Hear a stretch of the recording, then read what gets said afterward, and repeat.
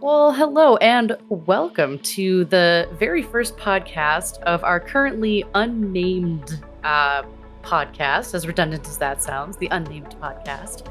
I am Kat, a Twitch streamer over on Twitch known as The Cat is a Lie, and I'm here with two other members of the Indie Game Collective, which is a grassroots community of content creators that spotlight indie games, and we're here to discuss an indie game.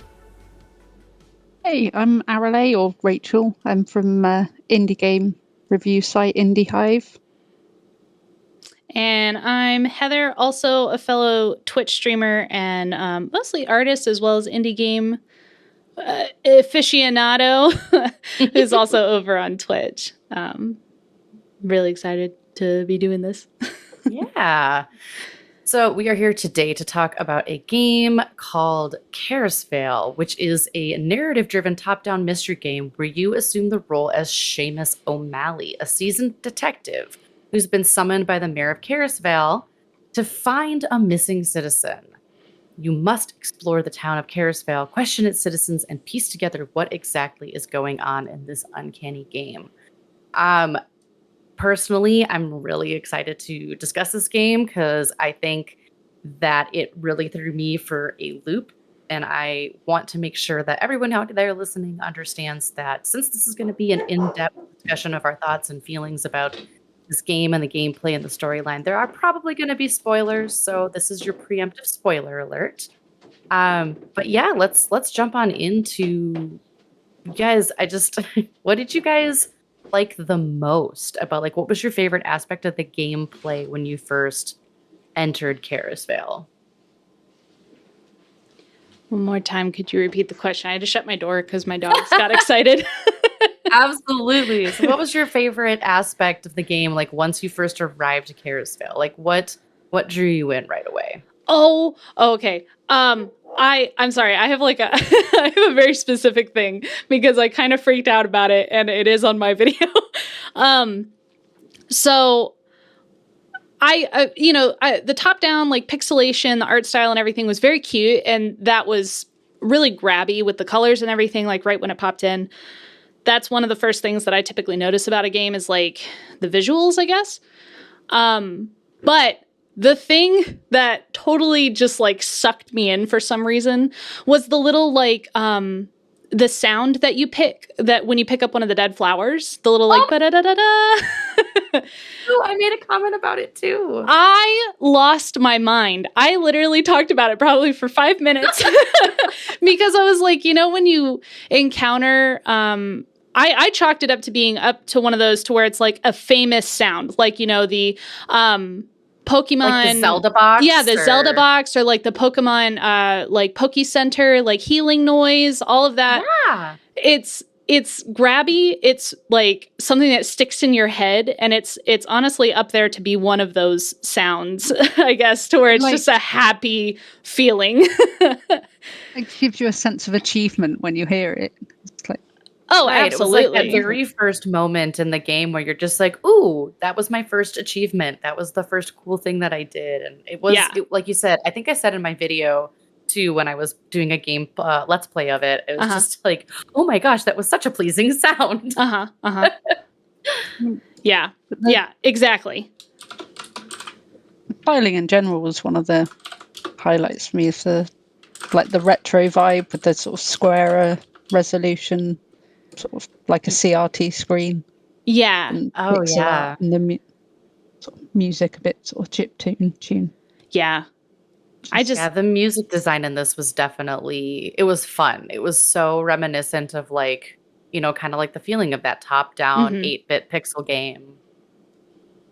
Yeah, I think it had like that really. I like the note about the CRTV, actually, Ari. And I'm sure that we'll talk about that as we kind of like make our way through the game a little bit more.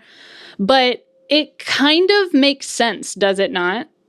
Like, given the whole like reveal at the end and the whole process, I guess, that you go through with everything, and then like what you end up seeing as the like, I don't know how much we want to like, I guess, talk about that whole bit, yet, but it makes sense, It It's completely fitting. Yeah. Yeah, exactly. And it's interesting that you did, because I guess I didn't notice that right away as much as I just noticed the whole like retro game aspect of it. But yeah, no, it had like even like the HUD and everything was very like old game CRTV. Yeah.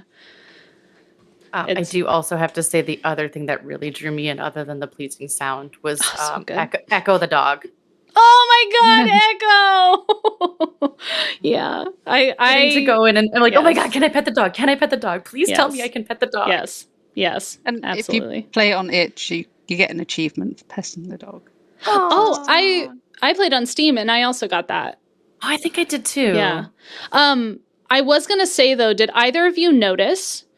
I actually ended up calling him Vincent first because I saw the achievement pop up and I was like, oh, is the dog's name Vincent? Because it says, here, I'm. Yeah, the achievement's called Hey Vincent. Yeah, it's called Hey Vincent, but the dog's name is Echo. And so I didn't know if that was like a retro game nod that I'm just unfamiliar with, or got to be some sort of reference that you're just being oblivious to, right? Yeah, because some of the other achievements were kind of like retro game nods, you know, to like other things. And so I'm trying to think if there's a dog out there named Vincent. Yeah, exactly. Yeah, she was called like Ace Ventura, I think. Yeah.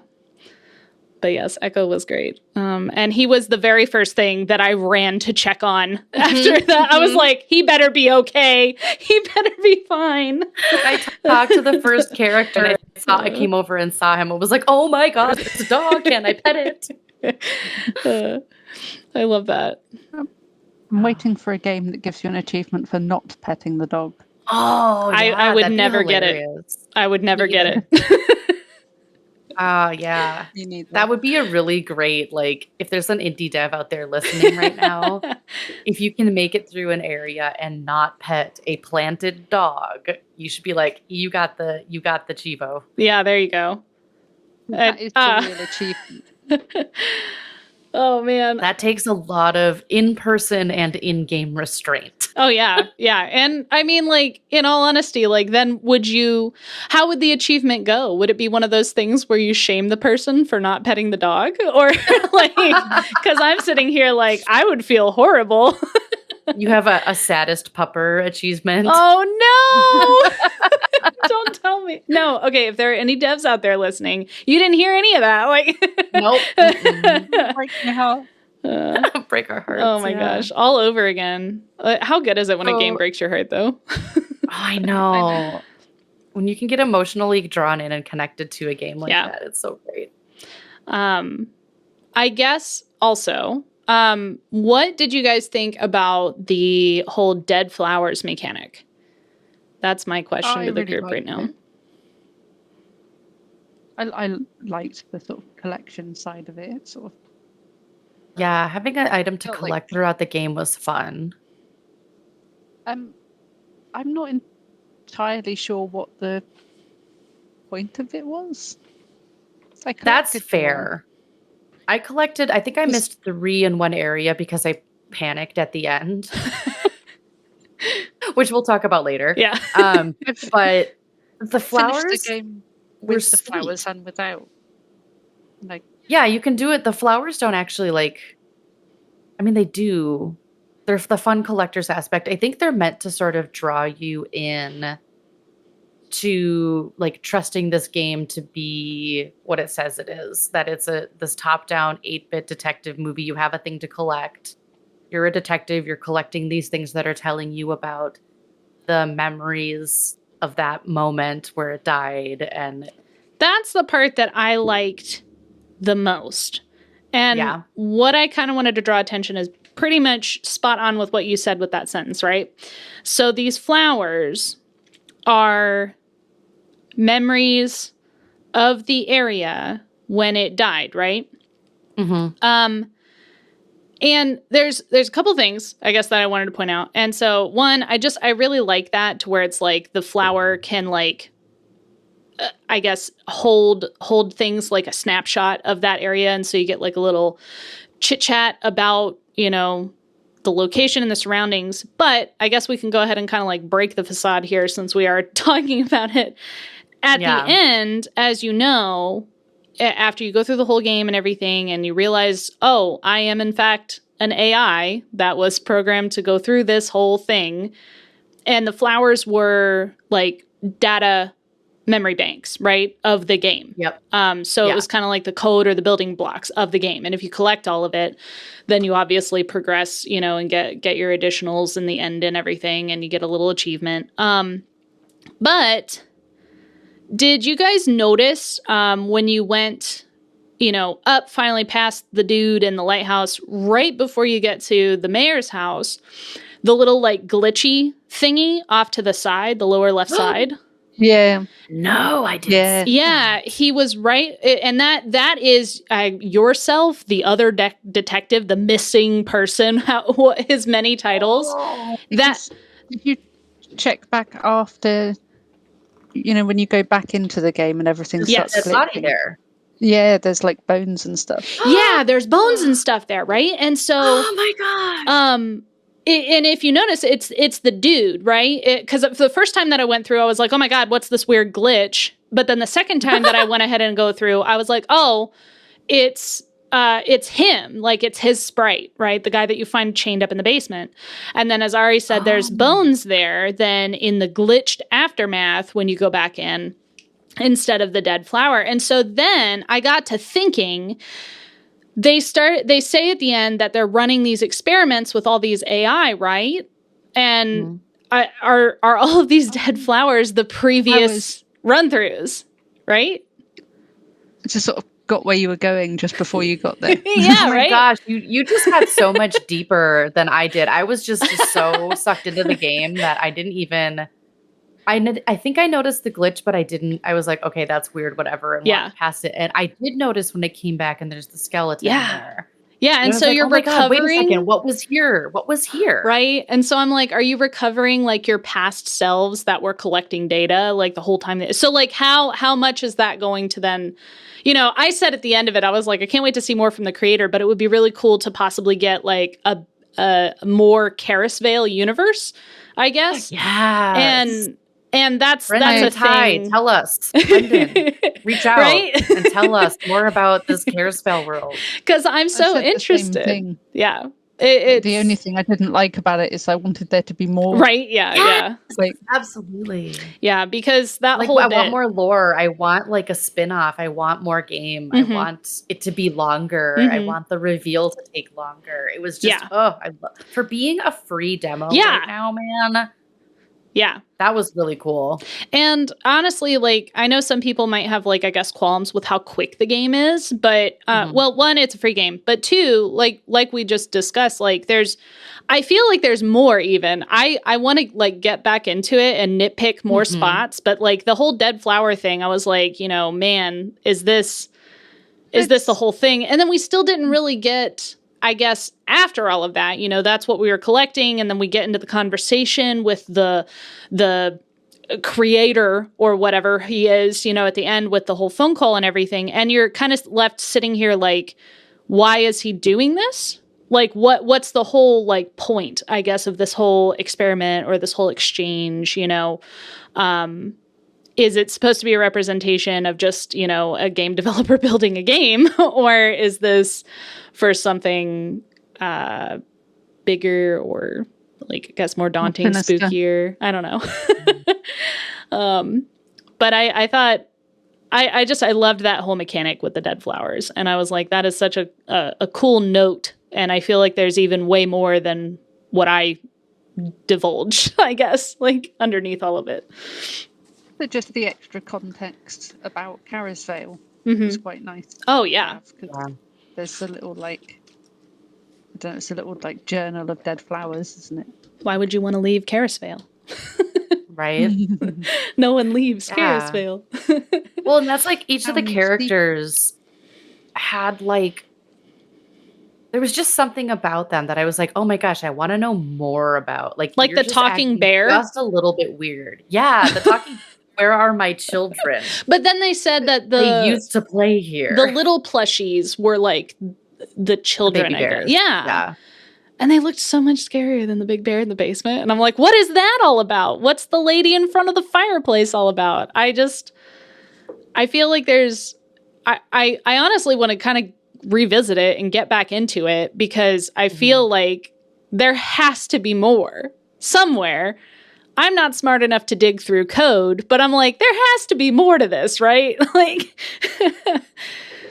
I played it 3 times now. yeah. You have? Oh my gosh. So tell me a little bit more about that. Like tell me like what are the big differences you noticed through each playthrough? Like was one like get all the flowers or like explore more areas or like what were you finding as you played it the second time? Because I want to play it. And have you beat it in 10 Again. minutes? Because that's an achievement. No, I think I played it earlier and it took me about 25 minutes. But Okay. But saying that, like the game says it's meant to take about 45 minutes. I took quite a bit longer than that on my first playthrough. I think it was closer to an hour and a half. Yeah. Yeah, I took my time with it. I guess I played it twice, and my first playthrough was right at like an hour and 5 minutes, and then my second playthrough, I kind of speed ran it because I wanted to get the alternate ending by taking the other choice on the phone. You know, because you can choose to kill everything or just let everybody live in indenture. And so I did that one in about, I think, 20. But actually, I think I did the same, which means I've played it 4 times. And I've got wow. 3.4 hours. Did you find it to be as replayable each time? Well, obviously the sort of shock factor disappears after the first playthrough.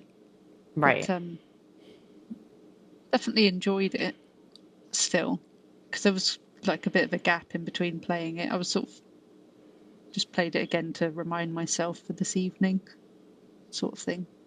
Yeah. I found. I think it's probably something that you can come back to after a bit of time and still get some enjoyment out of, just because it's such a good game. Mm-hmm. Yeah, and it is. It's. I think people get nervous about, I guess, not providing like a longer narrative in certain things or having to cram in some other additionals and stuff. Things that I've heard other developers and filmmakers, even creators in general. I think that there's something to lend to a very well thought out, short and like concisely told story. Yes, exactly. And I think that Karisvale, like from my perspective of replayability, I only replayed it twice because that's all I had time for. I wanted to dig into it more, I guess. I wanted to, because like I'm saying now, I'm like, I feel like there has to be more to the story or something that the developer might have, like kind of snuck in there amongst all of that stuff. And for sure, I enjoyed it. I enjoyed the atmosphere. I enjoyed the art. I thoroughly enjoyed the sounds. The sound design and everything was really lovely. And I feel like... Go ahead. Sorry. No, go ahead. I was just going to say, I feel like I should clarify. When I say I wish there was more of it, it's not because there was anything missing. Like, it felt like it was a complete experience in itself. I just, like you said, I would have liked the reveal to take a bit longer just because I was enjoying it so much. Things like that. I'm sorry, I just thought of something because I'm thinking back through like parallelism, I guess, from like the main, like the game. And then when you get through to the end and find out everything is a computer and an AI and you're just a bionic man, or whatever. And so I'm thinking about the different characters and what they represent. And I'm like, is that one that we walked past? Because I'm trying to think if I saw any other AIs now. Maybe Ari, you can answer this since you just recently played it. But we walked past one of the bionic people laying like on a bed. Could that be the guy that's in the forest? Because he's like, I've been here since the beginning and I can't get up. And I'm like, oh, I don't remember seeing a sleep pod for him. And that's the thing is that was the one area that I didn't explore completely was the forest. Oh, I poked in everything because my goal was to get all the flowers. Well, I didn't know that I was leaving the area when I left the area. Right. In the maze. Yeah. Yeah. Yeah, well, I hope it didn't spoil anything for you. No, I'm excited. I want to go back. But yeah, that's what I'm thinking. That's where you get the little puzzle and the bum that's in the hammock, like, the mossy dude. And so I'm like, could that potentially be the guy? Because I don't remember him having one of the sleepy pods like all the other like characters. There? Yeah, that he's like disconnected and stranded there, based on like the dialogue that you get from him talking about how he's like been there, and he's like, well, why don't you get up and come back? He's like, I can't get out of this hammock, and I'm kind of like, you know, maybe.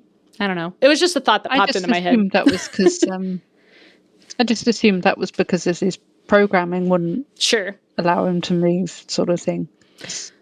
But other characters were up and walking around. Up and walking around is what I was thinking. And he specifically stated that like he can't get out of the hammock.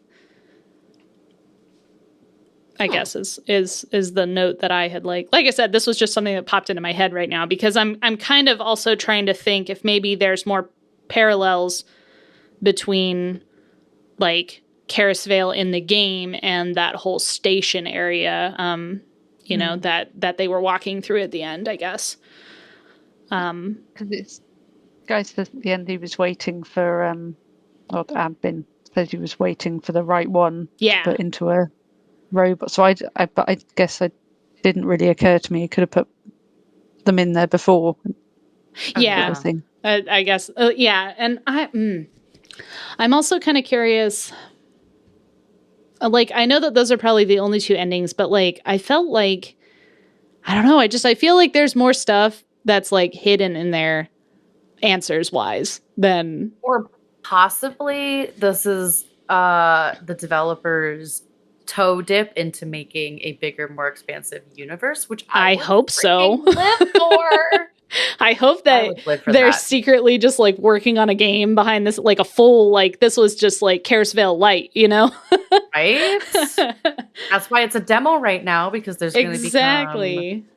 I'm sweaty. Like, ooh, yeah. I thoroughly enjoyed it though. Same. And I really like the whole like all those little like secret twists and turns, because honestly, even the whole like I really like how the game introduced all of its mechanics, you know, the whole show don't tell kind of thing. And even though they had little text things pop up with the phone call, it was really neat how, you know, they were like, oh, you can walk behind these things, and if you do walk behind certain scene elements, you'll potentially find secrets and things like that. And I think there's been very few, I guess, like top-down pixelated games or retro games like that I've played that have that whole mechanic. Typically, you're kind of like, what you see is kind of like your walls, whereas this kind of dared you to like walk through things or behind things or stuff like that. And if the developer is working on either additional games or a bigger game, I think that could be really sneaky ways of adding lore or hiding things, I guess, sort of in plain sight with that whole like, you know, mechanic to it, I guess. It made it feel a lot more dimensional to me. Okay. Yeah. Yeah, I mean, some of them were quite tricky to find. I found the exit to the maze before I found the bumpkin, whatever. I can't remember what he was called. I know, I can't think of his name either. I feel so bad. The forest dweller. A dozy bumpkin. Yeah, there you go. Dozy bumpkin. Yeah. And I did not meet that person. He's very sweet, I think. I found they all had like quite distinct personalities, considering how brief a time you're talking to each of the sort of NPCs. Yeah. Yeah. Who was the first girl that we meet that has like the weird crush on the mayor? Itsy Betsy. Oh, Itsy Betsy, yeah. She killed me. I was this woman. I also really liked the mad, I don't know if she was a mad scientist, the assistant who was like, who you had to do the little quiz with. She cracked me up, man. She was silly. I liked her. Yeah. Quiz was a nice addition. Yeah. Added a different layer to the gameplay. Yeah. It helped me kind of understand how far I had gotten. Like, if I could guess the questions, I had probably had enough interactions to move forward in the game. Like, that's kind of what it felt like to me. I used the dead flowers for that because you could see how many you'd got, which meant I spent ages in the first area because I was trying to look for it. But you can't get the last one till the end, towards the end of the game, can you? No, and that's what threw me off. And I think why my first playthrough did take so long is because I was determined to get all the flowers. And I was like, why can't I find this last one? And I was like spending time like poking into corners and stuff. Like, where is the secret passage that hides this baby? You know? Yeah, for sure. And I really liked that whole kind of like it. Like Kat said, it had multiple styles of puzzles in it, and not that. I guess I don't really get bored with puzzle games, but I feel like at a point with puzzle games that have a repetitive mechanic, you kind of like know the ropes at that point. Whereas like Karisvale, they had a lot of different types of puzzles to where it was like you had to find things, or you had to like have a timed trip lever, or you had to have the little quiz thing, you know, to get certain amounts of those collectibles. And I think that lended itself to it pretty well, in a way that I wouldn't have expected, because typically it's like when you have a puzzle, it's like you know what you're supposed to do and then you go from there. And if you have another type of puzzle game that introduces a lot of different mechanics over like all at once, you get kind of overwhelmed. But this one kind of like paced it out for you. And I liked having all of the different, I guess, types of like puzzle mechanics that you had. Kind of kept me guessing, and it made me poke around a lot more. A lot of it is kind of like subtle and built in. Like you don't necessarily feel like you're doing a puzzle. It's yeah. That's a good way to put it. Buried indeed. You had to hunt for some of those guys. I also liked how the different maps kind of like fed into one another. Like after you had gone through a certain area, there were kind of different entrances that you uncovered the further that you went into the game. Like the graveyard leads back to like the main plaza area through the hedges. And I'm kind of, like I said, to me, the way that the demo felt was that it almost is like it's a part of a larger game. Yeah, I don't think it actually is a demo. Like on the it's not listed as a demo on Steam or on itch. Well, it could be part of a larger game. It definitely could. I would like it to be. Yeah, because I was formulating, I don't know if you guys did this, but I felt like I was formulating from time to time, like, different ways that I could end the game, you know? To where it's like, what if I go back and talk to the mayor? Because he said if I came back and I didn't have the dude, that there would be some form of consequences. And I didn't try that, you know? You have the two choices with the guy who's chained up in the basement. You can either free him or not, and then it ends it and takes you out of the game, right to the admin at that point. Or, you know, like I said, the maps looped back with one another, and that might have just been to collect missed collectibles or whatnot. But it kind of makes you think to where it's like, how could you, I guess, utilize those spaces? And then there was the girl in front of the fireplace that I felt like there would be more conversation there. There's the big talking bear with the plushies. And I'm sitting here like, there has to be something here. Why are you telling me all this in-depth dialogue? And then I never talk to you again, you know? That's just kind of, I guess, my perspective on it. Whether or not it is a demo, I'm like, it feels like it could be more. But yeah, I want to know how the kids went, or how they got turned into bears, perhaps. Mm-hmm. Yeah, because clearly that was like a nursery kind of thing. Yeah, I wanted more about that room specifically. Yeah. Because there was a lot going on in there. But other than Echo, then, did anybody have, I guess, like a favorite character to where you just like really enjoyed the dialogue options with them?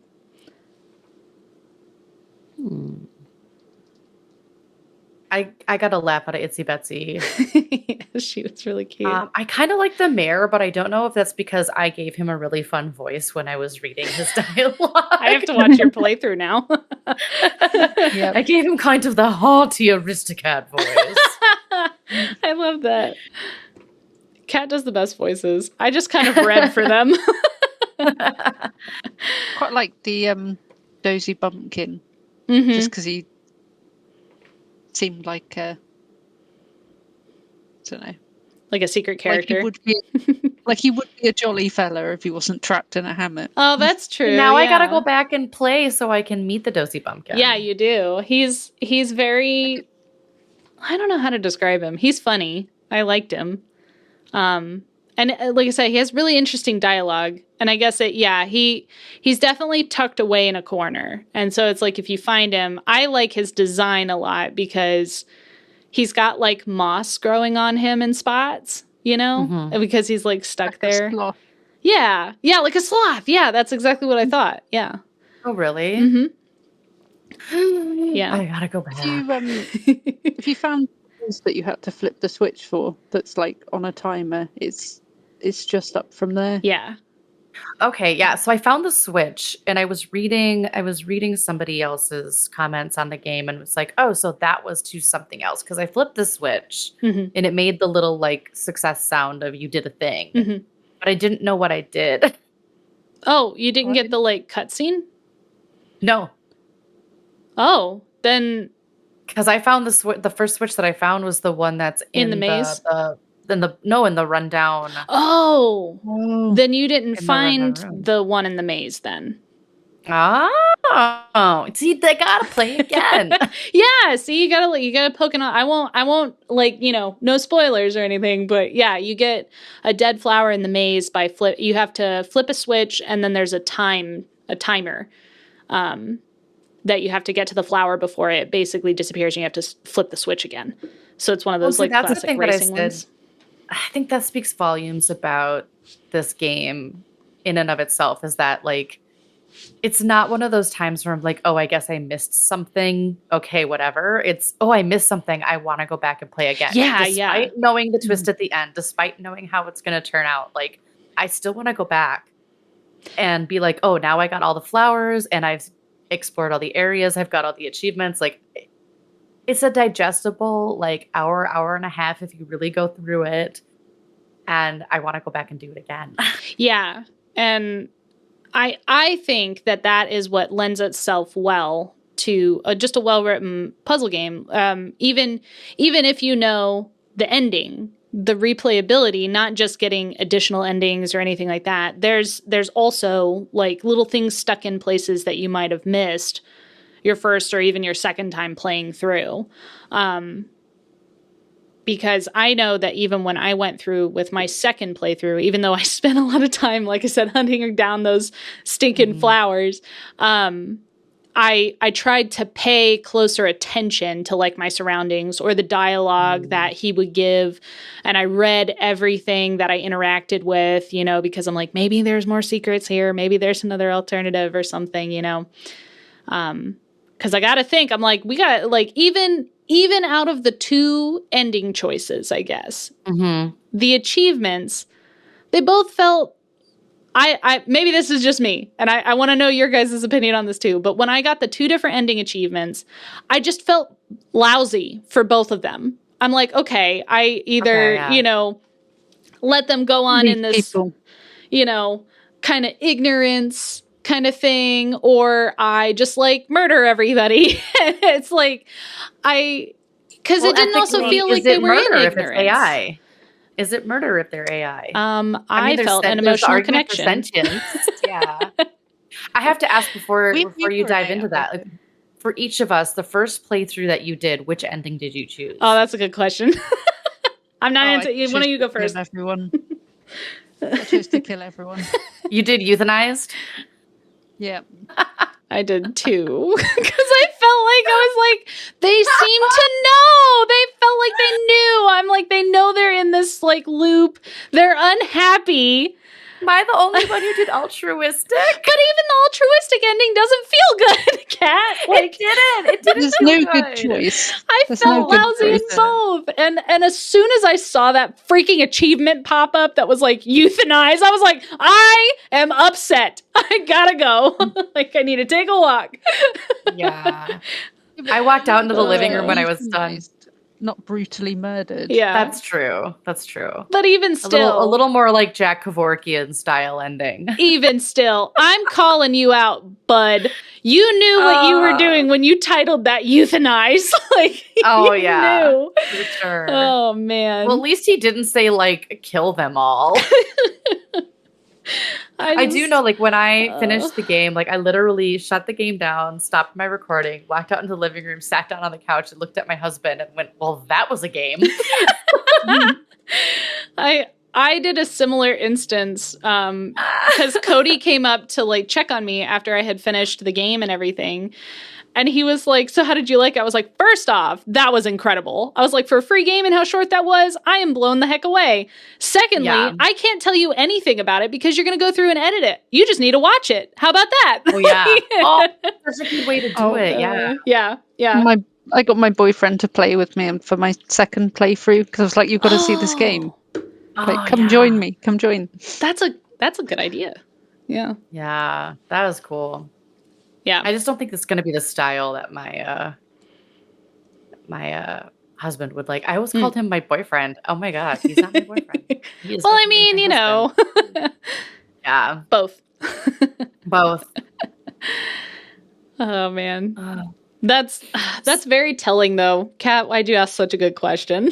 Okay, so I have another question. I have another question for you guys. Okay. So as you're doing the playthrough, when the world shifts, what did you think about the art style change?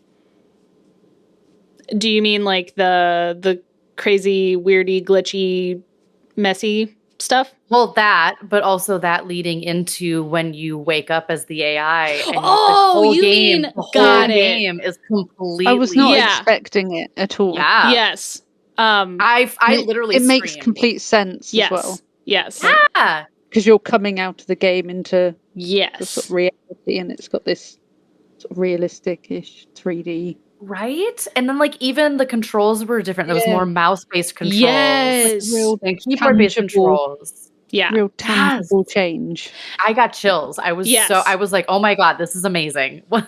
Yeah. I think I probably audibly, like, yelled as well. Like, I definitely gasped. And I was even commenting on how I had to suddenly, like, use my mouse and keyboard and how it, like, switched to that whole, like, first person perspective. Everything was 3D. And I just remember I was kind of standing there for a minute and just like, wait a minute. Is this a cutscene? Where am I? Yeah, like, what just happened? What the fuck just happened? And then,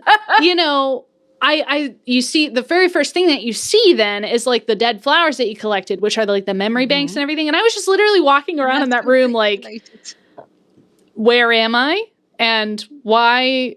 And then I was so overwhelmed with it switching from a top-down pixelated retro game to like a 3D like FPS, walking sim or whatever. And then I was sitting here like, the whole time, I'm a very jumpy individual. It does not take much to actually scare me. And so even though I love horror games, and so even when like little things would happen, like the little weird glitchy dude over the dead flower, when I first saw that, I was like, is this a horror game? Is this a horror game? Is this going to turn into a horror game? And then I was like ebbing around corners, especially after I saw the spooky teddy bear. So as soon as we popped into that, I'm like, am I going to die? Do I have to fight now? Like, oh my God, me too. I was just like, is there a gun? Do I have a knife? What is happening? And so I'm sitting here like, excuse me, with this whole like 3D aspect. And the fact that, again, I also even stated, I'm like, this is a free game.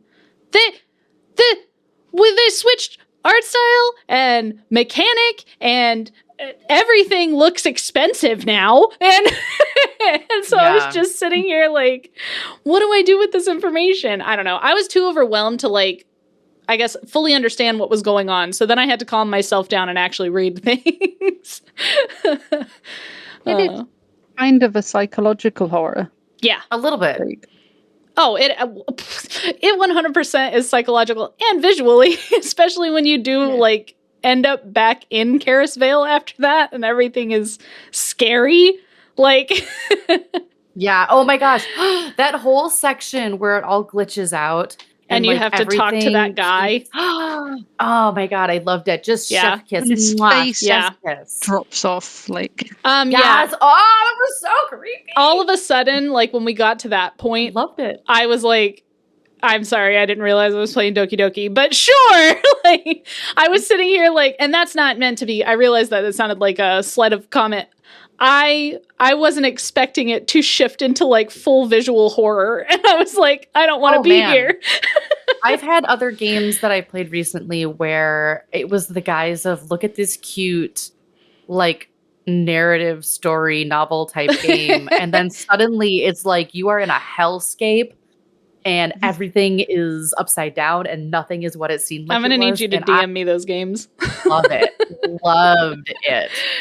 So that was sort of the thing that I got too, like early on in the game. I feel like I had that feeling like this is so cutesy that there's no way this could be a horror game. But I was getting the feeling of like, but something's off, something's eerie. Like you just have that proceed with caution in your head. Yeah. Yeah. Like something here isn't right. Yeah.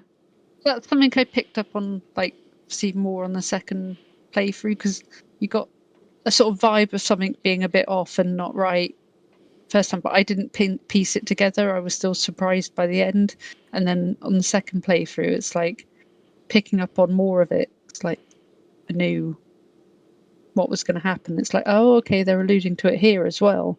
Yeah, how you can kind of pick up on that nuance a little bit earlier, I guess, given like the dialogue or like the visual options and stuff. Yeah, totally saw that. And maybe this is just me, but did either of you, I guess, feel more unease because you knew what was coming after that whole like first experience? I only played through the once, so. Oh. Well, Ari. Not really, but I don't tend to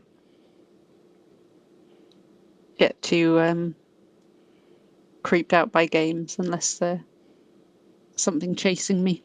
Oh. That was my fear, is like once you wake up in the AI, like I wake up as the AI, there was a part of me that's just like, I don't like survival horrors. Damn it. Yeah.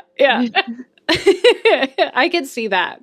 Definitely. Because especially like having played, I guess I'm not necessarily equating these games to it, but I think of like Immure is like a relatively like simplistic horror game that I wasn't expecting to have. Like you don't really fight much in it. It's supposed to be like a run and hide kind of thing, but if you like, you can do damage to the monsters. And so I tend to prefer those like, mess with you horror games. And so that's what I was expecting. I was like, I don't really know that this is going to have a fighting mechanic, but am I suddenly going to have to like run and hide from something, that right. And that they just kind of like drop you into those scenarios, or, something like Doki Doki, or what's that new one? Cooking Companions. That was the one I was going to reference. Yeah. That you go in with the guise of it being one thing, and it it takes a whole left turn. Dark. Yeah. Oh yeah. And even still, like, not only did this do a whole like style switch up on us, like physically, but also like you said, you kind of have to ask yourself, like, are their AI, do they really feel? Is it really X? What is the moralistic, the whole like ethical side of this scenario, But the character you're playing as is an AI itself. So like, how can you deny the consciousness of the other AIs when you're right? Yeah. When you are one. Exactly. Well, and that's why I think, like, if you actually go to the Steam page for Karisvale, the introduction video that the dev has posted starts out with him plugging a cartridge into a Game Boy Color. Karisvale pops up, and it slowly, like, zooms into you being in Karisvale.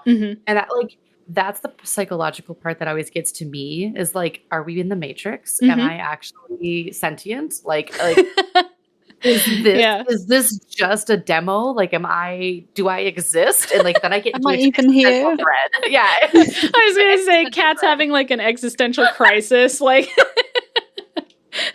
but I mean, that's sort of the feeling. Like, I think that intentionally, that was a really cool way to like intro the game. Like, yeah, you're clicking into a game, but like then like Ari was saying, you come back to that feeling of I'm aware that I'm AI and I just played through this game, but then come back out even another layer that I'm an AI playing an AI playing a game. Yeah. Yeah. And then we back out again. Yeah. Oh, God. It's a game within a game within a game. Oh, man. No, Suddenly that's Neo shows up in the background and Morpheus wants us to learn Kung Fu. Like, oh, man. No, that's a good point. I never really, I guess, considered that perspective of it when I was playing it. I never put myself, I guess, in that direct of a line. I viewed it as, have you guys ever heard of the game One Shot? I'll take that as a no. But I'm not familiar with it. So basically, what you're doing is you're interacting with your sprite, right? Yeah. But they are, we'll say, for all intensive purposes, a fully sentient being, and they look to you as a god who makes these decisions, makes these things happen, makes these kind of conversations with them, correct? And so going through it, what you do affects the outcome, how they perceive you, how they perceive the world around them, because you are essentially shaping it. And so I guess the way that I was even looking at it was I almost like removed myself a step further to where it was like when I was playing it, like I was controlling a sprite or guiding them through something, not that I was kind of in that position. And then even when we backed out and got to with the AI, I guess I always viewed it as me going alongside this person for their journey. Never that I was kind of like in the like pilot seat fully, I guess. And so I think that that's an interesting perspective from yours, that it was more of like a direct line rather than a twice removed sort of. Because then that's also why I chose the like decisions and the ending that I did, was because I was like, well, they're their own people. They should be able to like, not be caught in this loop, and that's terrible for them. Not necessarily from like a more I'm in their shoes kind of way. Yeah. I mean, on the other side, I put myself in the position of the protagonists, and I still killed them all. So yeah, there you go. Yeah. So basically, I don't want to be a character in your survival horror, because you're just going to end up killing us all. I didn't see it as that. I can see arguments for burn it all down, and I can also see arguments for I was helping them go to death. Okay, let's lean into this for a little bit, right? Since we're in the discussion portion of it. The way that I personally viewed it was all of these characters either realize wholeheartedly that they are caught in a loop or trapped to some degree in this town and are fearful because of it, or they're, kind of Stockholmed into something, or their brain is literally just kind of melting. And those, characters that I'm using is like Itsy Betsy, or, the detective who knows everything, or the old man that you meet in the beginning who's kind of just not all there. And then the bumpkin, you kind of get those different perspectives to where it's like they all sort of almost know that they are here and stuck here for something to some degree. Or at least half of them make a comment to the effect. Exactly. And so none of them, barring maybe Itsy Betsy, none of them seemed to really want to be living like that. And maybe that was just total speculation on my point. But based on that, I saw it as, wow, that's really sad to, I guess, be living like this. If I was in that position, I would not want to, if it was just this whole like, vicious cycle, vicious loop, right? And so that's why I went with the ending that I chose, because I was like, I think I would prefer to release them and, give them rest in that essence versus sending yet another person back in to either lie to them, continue the loop with them, do the same struggle that I have done. You know, it's basically you're given a lot of power that you should not suddenly have, you know. He did say he wouldn't send any more detectives in. Oh. If you agreed to stay. That's true. I think Karisvale would still exist. But how much can we trust the administrator? It's a very good point. See, and I think that's where I chose the altruistic ending, when it was like, okay, he's not going to do this to anyone else. If I agree to go back, he's not going to do this to anyone else. That's true. But then, I mean, you also have to live with the bar that I would be lying to these people and myself daily. How long could I keep that up? You know? That's fair. Unless he was just going to wipe a memory. That's a possibility you too. Go back in, and then, you go back into Karisvale, and then he just wipes the whole project with you inside. Yeah. I also did like the addition that if you go to like click back through the game, so like rather than closing out and reopening, it would be like Karisvale.exe has stopped working and crashed. And then you'd have to click through it, you know? And it's almost like it was like a full hard reset each time because of that.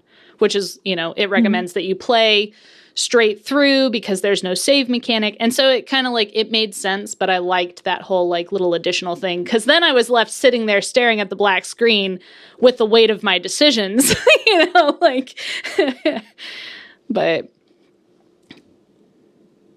yeah, I thought it was, I don't know. I didn't have an existential crisis. I just felt bad. Yeah. I mean, it's not uncommon for me to have existential crises. So you were just telling us about like cat themed Dark Souls. So yes, right. Yeah. You play Tunic as well. Oh, I have not played Tunic, but I've watched some people play. It's so cute. Yes. I very much enjoyed Tunic. That compared to like a cute Souls-like as well. Yeah. Mm-hmm. Oh, I'm trying to think if there was any other things. No, don't apologize. Gosh, this is about games. I'm trying to think if there's anything else, because it is such a short game. I'm having trouble coming up with additional, I guess, thoughts or questions that I haven't already expressed. Do either of you have anything that comes to mind? How did you find? No, obviously it's sort of pixel graphics for the bulk of the game, but the characters when you're talking to them and stuff, it's more like a kind of anime style, or that I think was the part that felt eerie to me. Was one of the things that in my mind was like something's not right, because in most games, when it's like an 8-bit, your character's an 8-bit as well. When they're like their talking head is 8-bit, at least in games I've played. Mm-hmm. The fact that they were so detailed, like they weren't even like quick chibi style. They were like more detailed. Like they looked like humans. Mm-hmm. To me was like, ooh, based on dialogue, man, something here ain't right.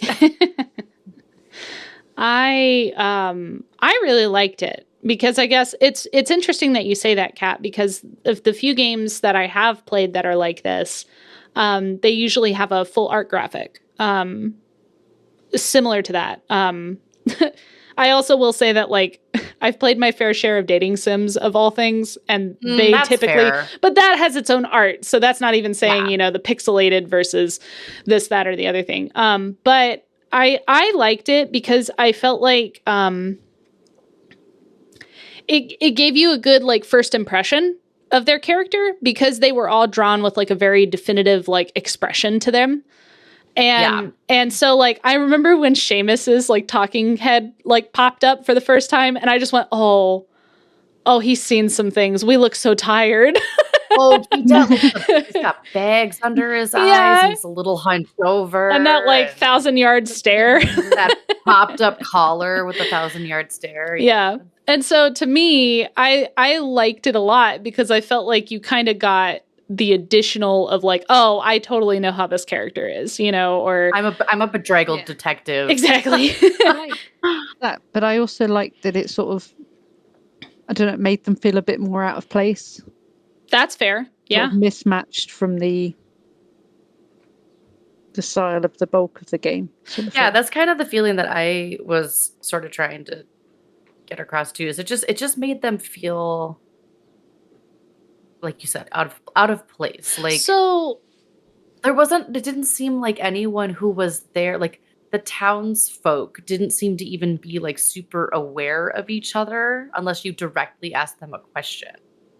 So it's almost like they were just, you're implying that they were just kind of like dropped into this existence then. Right. And like the first character that you visit, the first character that you talk to, I can't remember his name. I'm scrolling through the wiki page right now. Mm-hmm. His name, the Old Wanderer, mm-hmm. right? The first guy in Central Karisvale. He, like, you ask him something about the town or something about how long he's been there or how old he is, and he just can't recall. I think he says something along the lines of, I know what I need to know, enough to keep out of trouble. Yeah, you ask him direct questions about Karisvale, and he can't answer a direct specific question. He's like, yes, I know what I need to know. Move Can along. I make an observation? Obviously, yes. So I guess, did the administrator, and one of you will have to help refresh my memory on this then. Did the administrator actively say that all of the townsfolk were in fact AI? Like code? Explicitly? No. Not explicitly. So what I'm going to spin at you guys really fast then is the only other AI that we saw, I don't even know if it's, the only other like robot dude that we saw was the one that was laying on that gurney, right? We are the detective. We are the AI. And that's an interesting point that you say that it felt like they were just kind of dropped into there. When you walk through that hall, I had just assumed that all the rest of these pods to the left housed an AI body, like the robot that I was. Could they potentially be real people in sleeping pods? And this is like some big social experiment or experiment ? In general, you know? I got I sort of took it that the NPCs were literally that in the game, and the only AIs were the two detectives, or the 800 and odd detectives going through the simultaneous tests. Sure. Well, and also too, if they're AI, there were only the two bodies that you find, the two AI bodies, yours and the other one. And there's a part of me that wonders, like, could they be uploaded consciousnesses? Like, is it full Matrix, like you just said? Yeah. Or is it like every time the experiment goes awry, does the administrator just wipe and restart a new experiment on that exact same AI body? You know, so there doesn't need to be that many. So if you're only seeing two, maybe it's just you and the bumpkin. Possibly. That have been actively rewritten, and maybe that's, why he's not in a sleep pod, is he glitched. He's been replaced too many times, and he's glitched out to the point that the administrator can no longer. That's an interesting point. Rewrite the file. I also kind of took it that our detective Seamus was the first one to end up in a body. Oh. The others were just sort of prototype or. Sure. Oh, interesting. So interesting to hear we've all sort of interpreted it and gone like completely different ways. Yeah, because like even still, like that's why I asked about like, could they be like uploaded consciousnesses? Because another one that comes to mind, and this is probably getting on a tangent and way too deep. Feel free to cut me off whenever. But another one that kind of comes to mind is, did you guys ever play of or watch or hear of Soma? Yeah. Oh, yes. So uploaded consciousnesses onto robotic beings. Like, could they, for all intensive purposes of, I guess, addressing the idea, could those characters be an uploaded consciousness? Which is why they have, because to me, even still the detective, the AI, he felt coherent, whereas everybody else kind of felt unhinged in their own way, and so it's like, what if this is human consciousnesses that have just, been treated like a computer code for so long that they're kind of starting to get a little weird, or a little glitchy. Because they've repeated the thing so many times. Yeah. Whereas then the AI, the detective is a little bit more fresh and together because he is a true code AI, He only felt coherent until, I can't remember who it was, but somebody starts asking, who were you before you were a detective? So it was the other detective. Yeah, it was the other detective in the game. When he's trying to get him to remember. But none of them have any recollection of anything before Karisvale, which made me think That's true. That's true. They could definitely still be, AI. I'm just curious because all of those pods were closed pods that had their image in front of it. And that maybe they're like a server pod, so maybe there is nothing in there except components. Some of them had windows. Yeah, and then we were laying on a bed. We weren't in a pod, So that was an interesting note in my head as well. Yeah. That we didn't have a pod that looked like that, I guess. That also, there's a part of my mind that always wonders this, especially with indie devs. Yeah. Is so Brendan Tighe, if you're listening, email us. are we hitting the mark at all? Or are you wow, you guys are really going off down a path that I didn't even think about? I always wonder if we have these big grandiose thoughts and ideas about a game, interpretations, was our interpretation correct, or is our interpretation exciting to hear? Is it something that you're whoa, that's that wasn't what I was intending to do with that, but hey, that's deep. Yeah, there you go. I always used to think that did English lit as a level, and we're sort of interpreting all this poetry and stuff. And exactly. Were they really putting all this meaning in there, or are we just picking it to death? Yeah. Or they were just really excited about a ham sandwich they got. Yeah, there you go. Karisvale, the Spumoni blend. No, that's a good point. Yeah. And that's what I think is most fun about a lot of indie games that have a heavy storytelling element to them is the interpretation process. Cause everybody's going to, especially with one like this that has the additional endings or little secrets hidden, everyone's playthrough is going to be a little bit different than the next person's. Everyone's interpretation, depending on either the order of which you found something, the order of dialogue that you chose, or, if you decided to just shotgun run it from start to finish or something. And I think that lends itself really well to that and makes it fun because you can all sit down and have a discussion about it like that after, You mean like we're doing right now? Yeah, like we're doing right now. Well, that's kind of meta. Just like Karen. No. It's okay, Kat. It's all a simulation. Oh no. I'm going to have to go have an existential cry in my bed after this. Am I even real? Oh man. I think you are. For all intents and purposes, I've never met you in real life, but I think you might be. Oh, that's funny. I hope you're real because I'm talking to you. Right? Oh, that says a lot about you guys if I'm not real. Oh, no. No, I don't want to have an existential cry in my bed. No, I won't have an existential cry in my bed. I'll eat some cake and have a beer, maybe. There you go. That sounds like a much better deal. Yeah. I have ice cream to tuck into after this. Oh, there you go. Nice. Yeah. Well, also, I've got some leftover wedding cake or anniversary cake. Ooh. Oh, yeah, that's right. Happy anniversary. Thanks. Congratulations. Thanks. Yeah. Made it a whole year. Oh, yay. Love that. Speaking of, Ari, I would hate to keep you up super, super late because I know you said it's a little late for you where you are. I guess final thoughts. I want to know everyone's final thoughts because I think we have very thoroughly covered our playthroughs. Mm-hmm, mm-hmm. So additional, just final thoughts out of this side of the game. Ooh, like a big question in disguise. Yeah, it is. Which is why I'm not going first.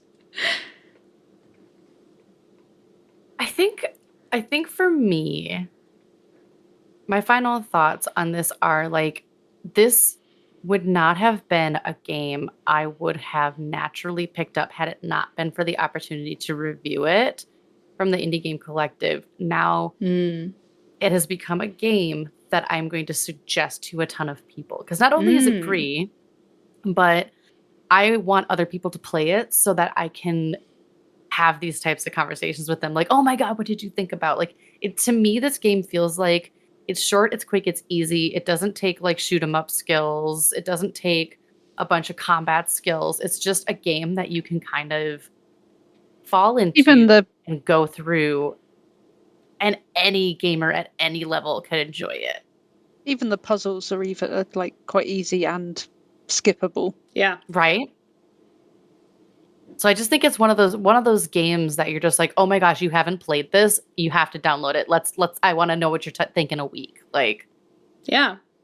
And if anyone does enjoy it, like you can get it on itch as like name your own price. So there is a way to sort of pay for the game if you do enjoy it enough. Yeah, that's true. I absolutely want to do that, because I think the developer is like a student, and I'm like, heck yeah, have some money. Oh yeah, especially if it's, going to further and possibly like, supporting creators that you want to see more from. 100%. Absolutely. Yeah.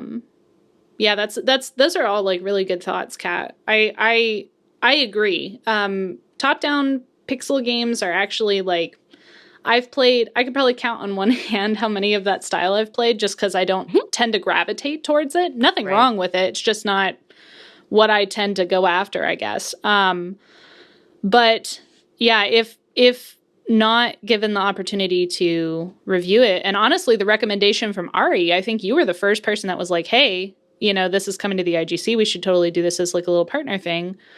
I think I actually recommended it to the IGC. Yeah, there you go. I think you did, because I remember Para asking if anyone was going to play it, and that's right. Like, yeah, us.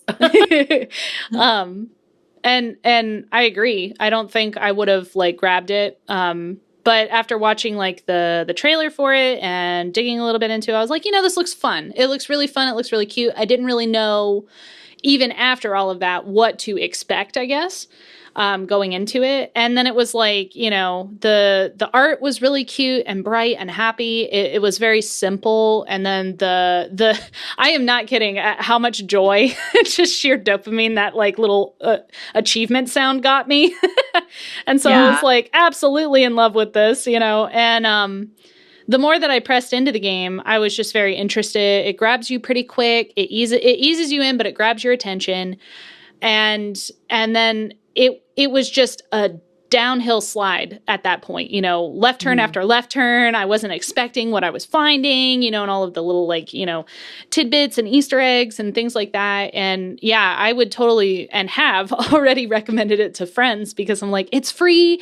It's really cool. If you like little puzzle games, it's short. So I was like, if you're like a lot of my friends that are like, oh, I don't really play a lot of different types of games because I don't have time to, I'm like, you can knock this out in like, 40 minutes.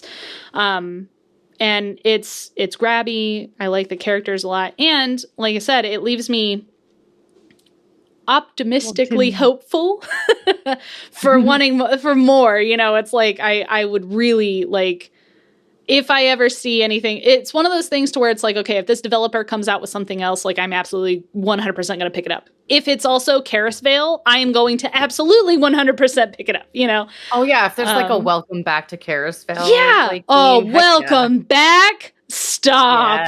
Yeah. I would throw large quantities of money at that person. Right. I think I love it too that you mentioned the there were some quirky, quippy little references in the game that yes, that made me laugh. The one that got me off the top of my head, but I remember reading the line and I was just like, oh, so you're a fan of that? Got it. Yeah, exactly. There was definitely several that I was like, oh my gosh, this achievement's title, and I commented and took time to. I don't typically always take time to read all of the achievements, but I did with this game. I love little like nods and little like cute inserts like that, little quippy stuff like that. So all the little details were just all of it, like the sort of all the different styling and the different characters and the different sort of gameplay with the puzzles and the top down and the like, but it all blends together really seamlessly. It doesn't feel disjointed despite all the variety. Yeah. That's a good point, yeah. Especially given the whole like shake up at the end with even switching game style. But that's a good point. I like that. Yeah. Yeah. Karisvale was just great. Yeah. I highly recommend. We're ending it. Yeah. I genuinely don't know more that I could say on it. It was a very entertaining, very good game. And I think that goes to say too, it was not what I expected it to be, but it was marketed in a way that it is exactly what they marketed it to be. Yeah, that's a good point. It was so exciting. Yeah.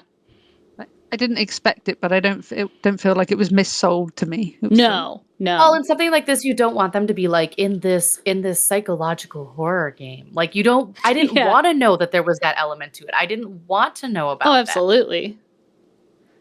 Yeah. I think it did a great job of like you said, sort of the drip and the drop, that slow reveal. Absolutely. Yeah. And I think that that's what lended itself to it, the best is that slow burn, You kind of get the little hints here and there. And I love doing that in such a short space of time is really impressive. Yes. Yeah. And I love games that can do that. I mean, I think back to some of my favorite like psychological horror games have been something like, Pony Island, or like Doki Doki was really great. And then honestly, even Pony Island's creator's newest game, the card one, I can't think of the name for some reason. Insurrection? Yes. Or not Insurrection, that's Inscription. a movie. Yeah, Insurrection is a movie. But yeah, Inscription, another really great one from that developer. And I feel like the creator of this game, has makings of being able to create stuff in that same exact realm of the whole, like, left turn and it's not what you thought it was, kind of, I don't even want to lock it right into horror, just, solid storytelling, but I think that lends itself very well to it. Yeah. Yeah. I think that's something I definitely would want the dev to know is you made a compelling game in such a short, concise playthrough. Yes. That was engaging. It was intriguing. Yes. It kept you guessing. It was immersive. You had great sounds. And I'm excited to see more from you. And I will be watching. Want to know what's next. Want to know what's next, Brendan Tighe. Yes, exactly. Exactly. Well, unless you guys have any additionals, I think, I think we're good. Awesome. No. Quick note for everybody, like all of this to Brendan Tighe's page and for IGC through the Steam and the itch.io. We'll link all of that stuff. I'll link Ari and Kat's socials in my own area as well. We're going to probably cross-post this as well. So just keep an eye out for all of that in the description boxes. If you've got a name for us too. Yeah, if you got a name, drop it in a comment, send it in a DM. Yeah. This is kind of like a practice for everybody, right. Mm-hmm. But yeah, that's the end. Yeah, I think just a reminder, you can follow Red Pandamon on Twitch. You can follow The Cat Is a Lie on Twitch, and you can definitely check out indie-hive.com, right? It's indie-hive.com. Yeah, that's the one. Thank you. Yeah, and follow Rachel's wonderful reviews and find us around the internet. And thank you guys for hanging out for this little experiment. Yeah. Bye. Bye.